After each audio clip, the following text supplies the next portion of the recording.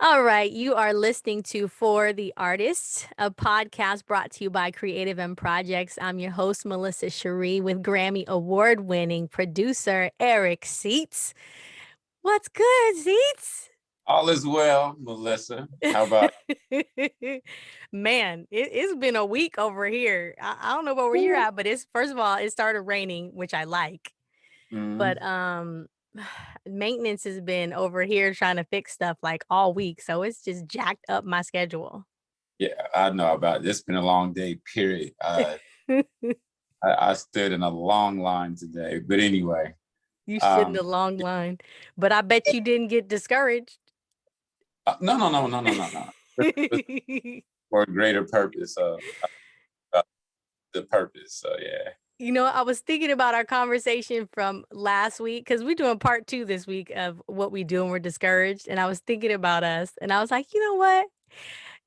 Talking to you about discouragement makes me think that there's two kinds of people in the world. Okay. Now, listen, we know experts, so I'm not saying this is a fact. I'm just saying this was a thought that I had. I was like, there's two kind of people in the world. There are people like you who, you know what? You just don't even entertain discouragement. Like you just your mind doesn't even go there. And then there's people like me who will who will like entertain it, allow it to come, like want to feel all the emotions. What do you think about that? And again, I'll reiterate that I really, it's a decision on my behalf because there's only so much time in a day. And when you allow certain emotions to consume your mind, and I'm guilty of it too. Nobody's exempt, like I keep always referring to. No, nobody. We're all human, and we do have. I can pretend like I don't have them, and it's not so much of me not feeling them, and it's just a matter of mind over matter. I will distract myself somehow by not like I just took a long walk just now on Mhm. the, and that was those little doses of therapy, if you will. It allows me to clear my mind and get out of a certain space or a funk mentally. And that's key because if you allow it to overtake you, uh, it will defeat you. But so that's why it's just important to redirect. Have something going on that you can apply that emotion to that's going to be productive. Mhm. Doesn't have to be immediately productive, like, oh, let me go do this, and oh, I did this, so everything is okay. It's just, or just have an escape. I love terms like that, an escape. So for me, I'll go do some music sometimes, it's not always just a music thing. I go through seasons. Sometimes it's working out. So applying, redirecting that energy into another avenue that's going to be productive while that is going on. And then what's cool about that is I'll forget about what I was mad at if I let that happen. You know, if I stay busy enough to the Yeah. best of my, a lot of times I'll have to remember what I was mad about, and that's cool, you know. But it's when you don't have enough to do, is when you have time to sit and reflect and probably overanalyze, Mhm. and that's not always healthy to over. Everything doesn't have to be dissected. Every circumstance that we go through every day, whether it's different people involved, if we sat and dissected everything and just try to fit, some things don't make sense until years later. That's When you true. feel and trying to dissect every immediate thing that just happened, that's a huge waste of time. I won't call it a waste of time. It could be a waste of time, but that's too many things. There's because the world is not stopping, Mhm. and the world is not fair. So it doesn't matter if you understand something or not. You're not owed anything, and so I understand that. I'm like, oh dang, I've learned sometimes to, and it's easy to place blame where you want it to be. Um, and I get that. I get that because you want to feel good about why you're feeling this way. I, I, I need to validate why I'm funky right now, why I feel, but I want to validate it. So let me dissect it so I can get to the nucleus of it to just to be able to explain it to a few people, Mm-hmm. which is not going to help. Therapy is okay. Therapy session is okay, but therapy from everywhere is not okay. From everywhere. One outlet, so you don't consider all these different opinions, and now you got to go test those opinions out. Mm-hmm. That's a huge waste of watch myself on here. A huge waste of time. And I really, I don't allow people. What's funny about getting to know people, and it's not a judgment, it's just you get time to see what their character is and what they're capable of. And if they're capable of doing it once, believe that the first time that you see that, and just receive it as it being that person and that person's individuality, and that's what's fair. Mm-hmm. The blessing is having a decision to deal with them or not. It's just not, you don't push them off to the side. Mm-hmm. You don't have to buddy and let's lock arms and walk down the street together all day. No. It's knowing where we can get business done, efficient business, without just talk. And then you have the category, I guess, if we compartmentalize people. In my phone, people have ringtones. Mm-hmm. So if my phone is across the room right now, and I have 3 different rings, and these rings are associated with energies, and that's my right. Mm-hmm. My kids have a very special, I know what I can drop whatever it is that I'm doing right now to go get that. Mm-hmm. And there's the counter ring that it can ring, and I'll look at that. I might not even look if I hear it, because I know what that's associated with. And so what we need to do in life is become wiser. That is a healthy choice. That is my decision to go pick that phone up and deal with what I know is coming. How would you know how much precious time is in this day? We can't get that time back. And so what I allow to happen a lot is really on you. Mm-hmm. Yeah. Well, it's interesting that you're bringing up the topic of people, because, people can be discouraging, but we don't have to let them put us in a space of discouragement, like you're saying. When you're Correct. talking about wasting time, but also it's like energy drainers. Even if they're not wasting time, they're draining your energy. And I think that, it's important for us to recognize Mm-hmm. who's draining our energy and who's actually like helping fill up the tank, you You know, know? here's another thing. People know where they can get away with things, with who they can get away with certain things with. So it's like when we allow it once or twice, and then it just gets easier for that entity to keep bringing it to you, and then you keep dumping their dump on you. Yeah. And they know where they know where they can do that. The key is just, I guess, not to let that bully that first time. Teach that lesson the first time, and I bet you they won't touch that hot stove again. Nope. Once you get burned. Hey. I simplify things. I don't overcomplicate stuff. That's why I don't really take surveys. And what do you think about this? Then I'll start considering that. And then, nah, nope. Hey, something I was thinking about though, since our last conversation, another thing I was thinking about is since we're talking about people, because with the situation that we've been in terms of, people having to be safer at home and things not being open and all that, a lot of people have gotten into places of discouragement because they have not had people to connect with or that have been in their space. And Mm-hmm. I was just thinking about the fact, just since you're talking about people, just Mm-hmm. the effect that people have on us and how much we really, we do need people, you know what I'm saying? Mm-hmm. And like for people that are out there, in discouragement, it's like really important not to like stay isolated and by Mm-hmm. yourself, you know what I mean? Because it's just not good to just completely be alone and like wall yourself in. Not at all. And we just got to get it where we can. So if that's a walk, um, being resourceful, as resourceful as we can be. Like today, I can relate to exactly what you're saying, and of course that's important. That's why he made us to need each other. And we live in a society that is trying to undo that. You know, a lot of people are living in fear right now. And I understand them, and I'm not judging them, but I really don't choose to dwell on all the there's going to always be something. There's the names of the epidemics change, but it's always going to be something. And so knowing if you know that about yourself and you need to be around people, whether it's physically or release, this is a form of release right here. Because I don't know who you talk to or can talk to all day that is able to, you know, actually sit down and focus on getting these kind of things off our chest. So it's a small number.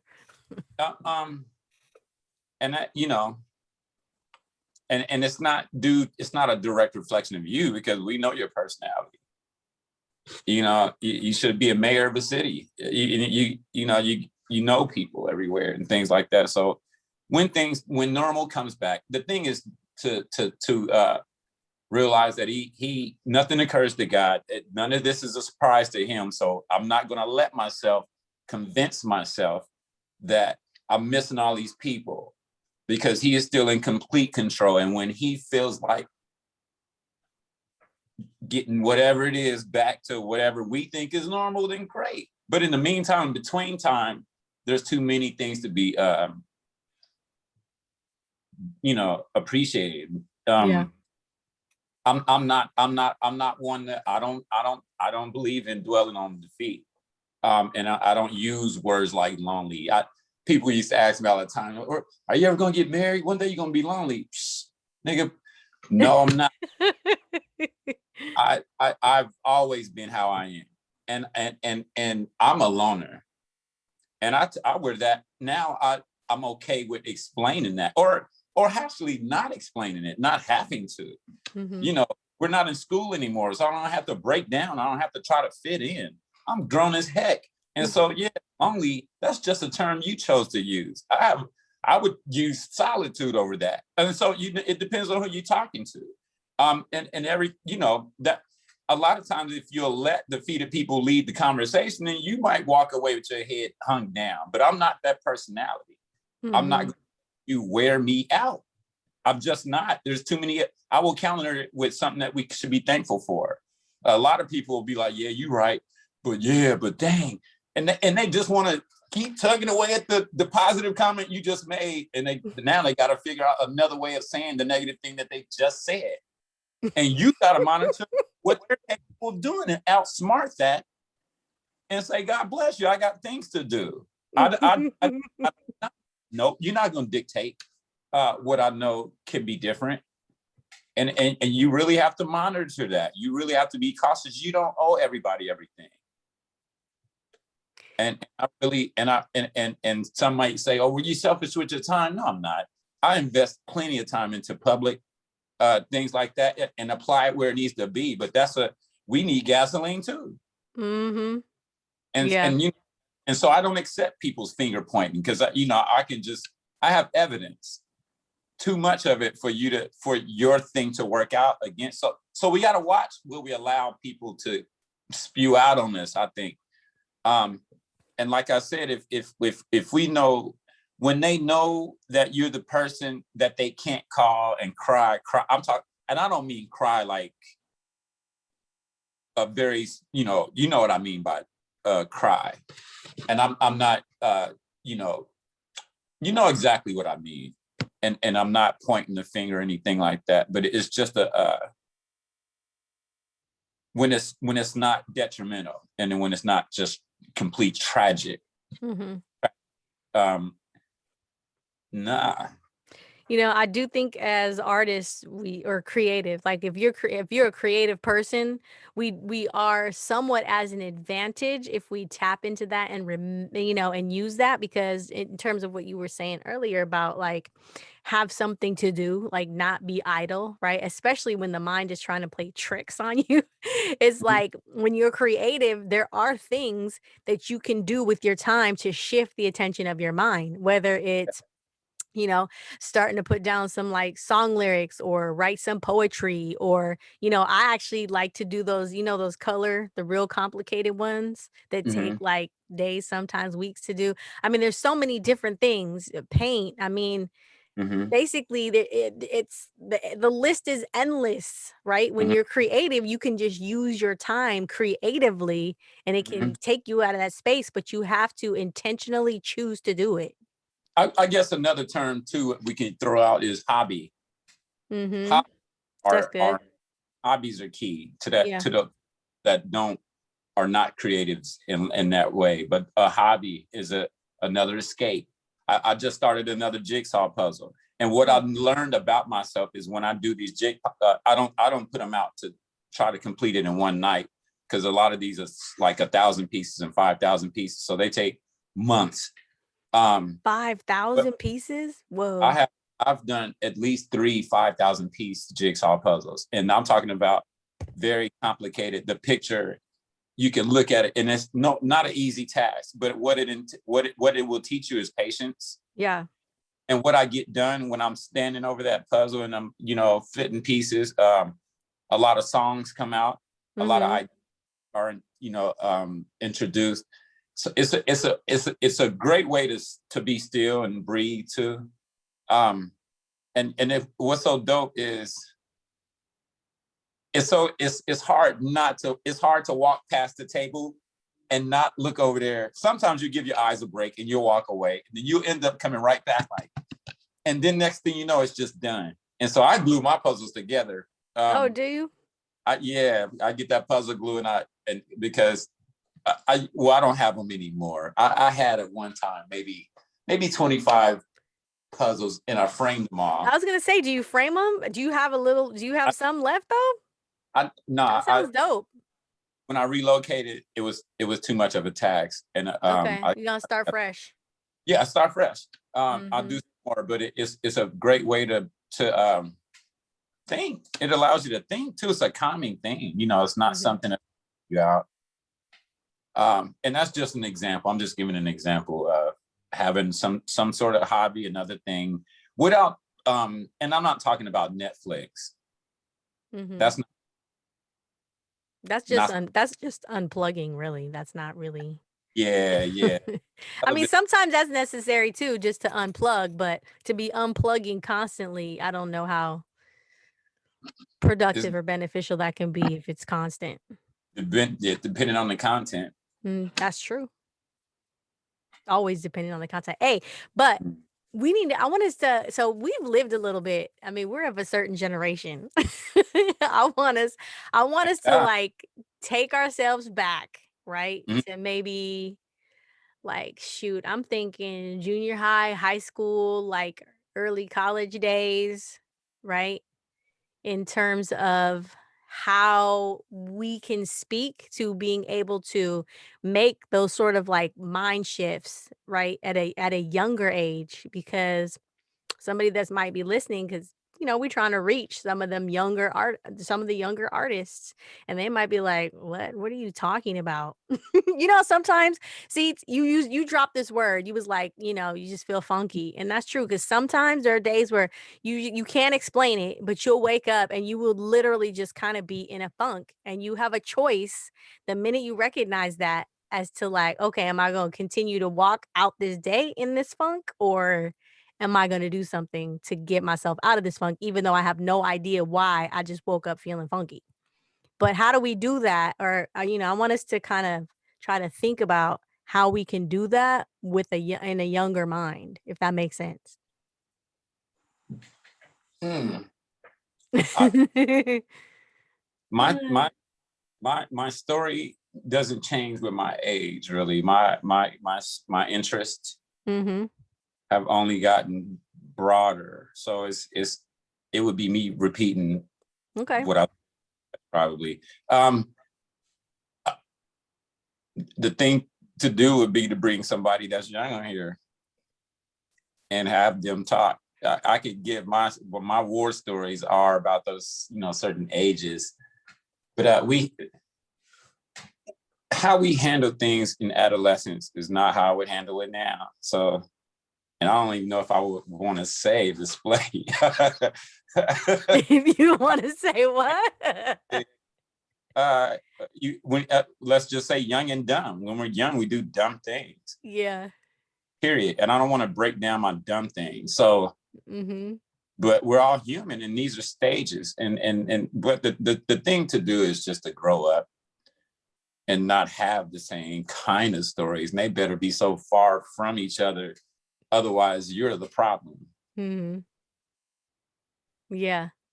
I do feel like with age, it gets a little bit easier because we realize that whatever it is that we're experiencing or we're going through, like it's not a forever type of thing. You know what I mean? Like we know that we recognize and know that this is only for a period of time. Whether or not we know how long or not is another issue, but we still have a more hopeful, I think, outlook because we know like it's going to pass. And I feel like when you're younger, sometimes it's more challenging to wrap your head around the fact that like whatever it is that you're feeling or experiencing, it just seems like it's going to go on forever. Like it's never going to end. You're never going to get out, right? Yeah. And yep. And that's applying that to bad scenarios and good scenarios. But life quickly teaches us and shows us that the one thing that is consistent is change. Change is going to happen on our physical, on our location, mindset, our choices. The one thing that I've accepted and try not to get too attached to one thing at all is because it's going to change. Yeah. It's going to change. It's so funny. I tried to make sure that I beat whatever if the uneasy changes, I intercept them and make it like me moving from one coast to another without any specific reason for doing it. It's just a decision. I want to do things before I have to do it. So me thinking ahead, and that's what life, growing up, it's praying for wisdom allows me to look a little further ahead and not be young and looking around like everything is going to be like this. No, that's the adolescence in us. And so it better not be the same thoughts. It can't be. There's always room for graduations. I'm always from something, and it's not always an institution. Sometimes it's in my heart. Sometimes it's in my actions. I do things that make me feel good about myself, and protecting that, signing that over to anyone, to whether it's a company, a lot of contracts that we signed back in the day. It's just like, oof. And then you realize I didn't have to sign a thing. Trial and error is something that's inevitable. And so I accept it. I accept change. I look at stuff and I realize that these precious moments are moments. And that's why I document a lot.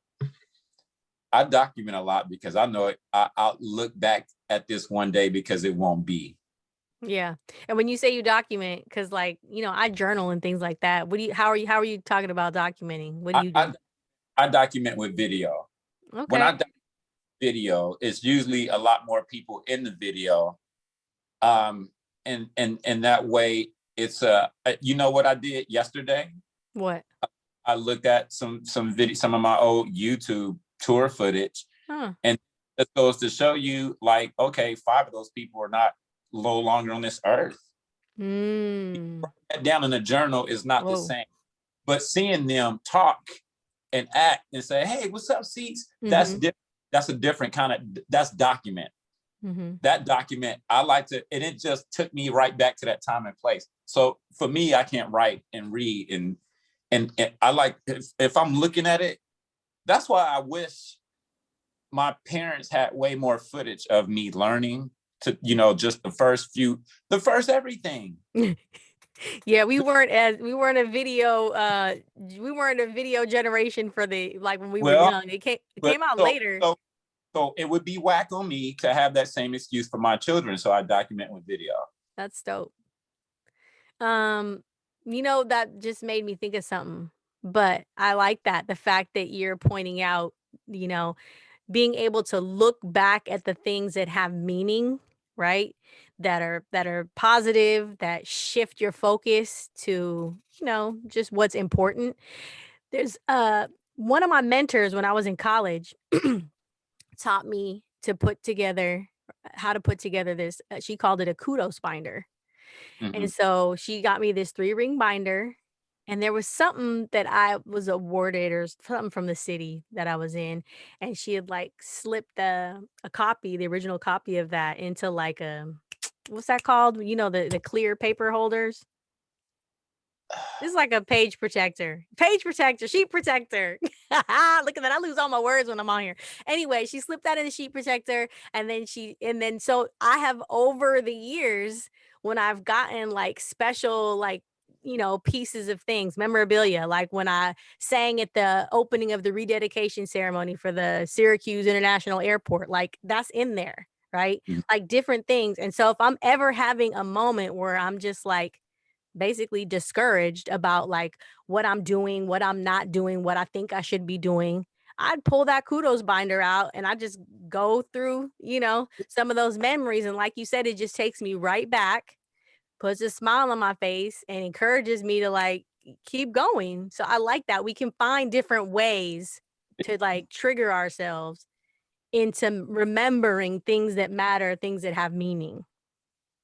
Listen, I'm an advocate of documenting. It's better evidence.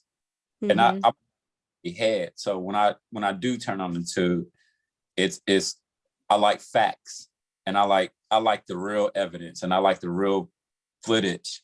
It's just that means more to me than the reenactments. Hmm. It sits better, and I'd rather see that than the reenactment, of course, because it shows that person, not someone pretending to be that person or acting. I want to say pretending, Hmm. acting. Um, it made me feel good to look at that stuff because it brings the appreciation back. Looking at your footage in Africa and you're on a safari, and those things that I didn't take for granted because I'm not going to assume that I'll ever be back over there. Hmm. I might not get that opportunity, and so I don't miss moments. Some people's things in photos, it's just something about the videography and the movement, and it's like being there all over again. I have a lot of photos too, and I'm working on something right now, a huge project that involves my family. Um, and it entails me having to dig through that photo album and just look up certain memories. I can Mhm. look at photos and see, or when I look at the photos, I have to try to imagine how we were talking. What were the cool words to use then? What were the blah blah blah? It was, um, that, Yeah, that that's what that photo can't do. that's And so, true. and it'll never be able to. You have to make up the conversation. I wonder what we were talking about. But it looks like you were mad. See, the video is none of that. It's just like, oh, you clearly said that. It takes out the guesswork. You don't have to guess or try to remember, like, it's right there Nah, documented. I like what you're saying. the appreciation is better when and expect the older it gets and the more vintage it is, and you're like, dang. So I would have loved to seen like my mom hold me at birth in a form of footage, whether it was Yeah. green and black and white, silent, and Mhm. just seeing that would have been like Yeah. your life might have turned out different or something. You probably would have. You I mean, make a really, point. like, hey, you really were taking care of me, blah, blah, blah. These photos, You hold me in this photo and I could have been hungry. And hadn't eaten for like 5 days. Hey, but you know what?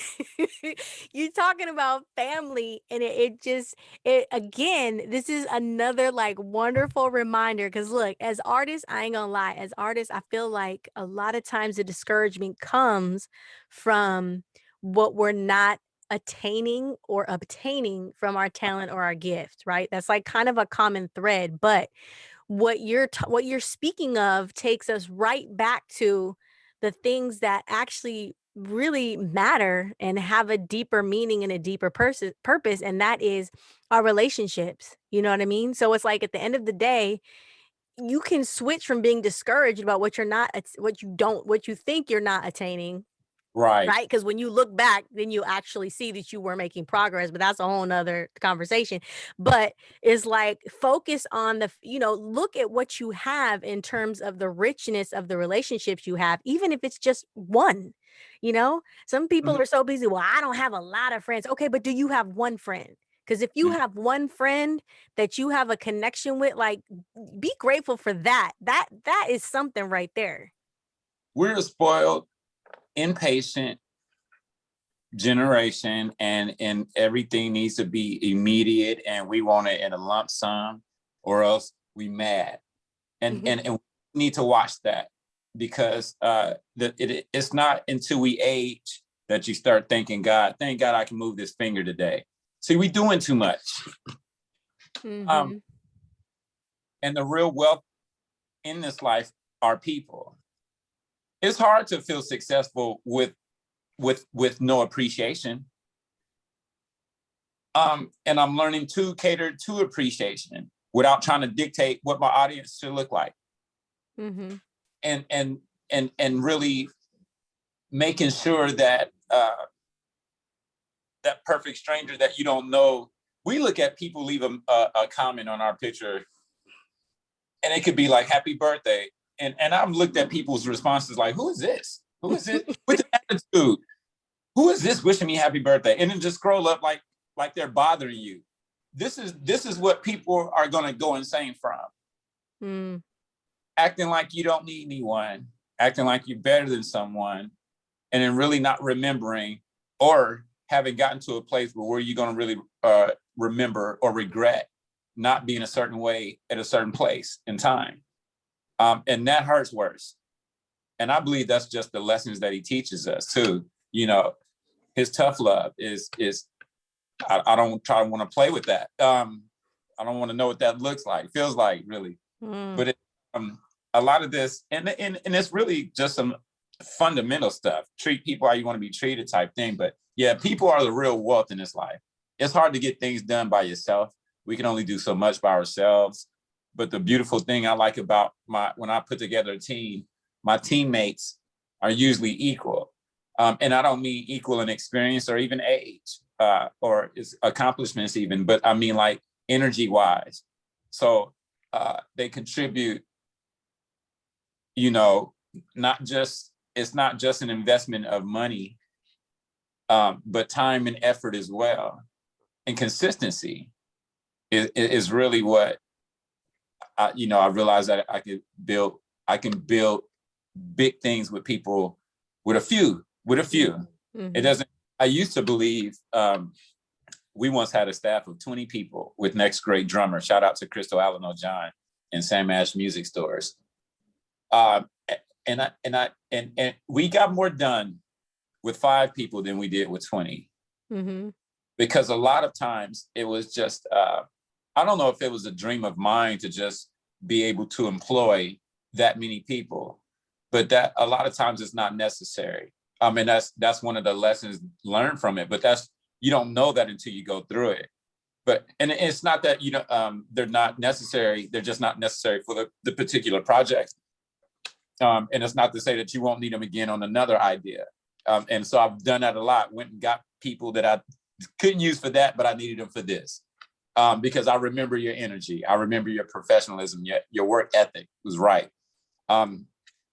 And that's the people. The people in this, I see people as very valuable. Certain people are just, of course, I guess it's hard for us not to keep some more valuable than others, but that's, you know. Yeah.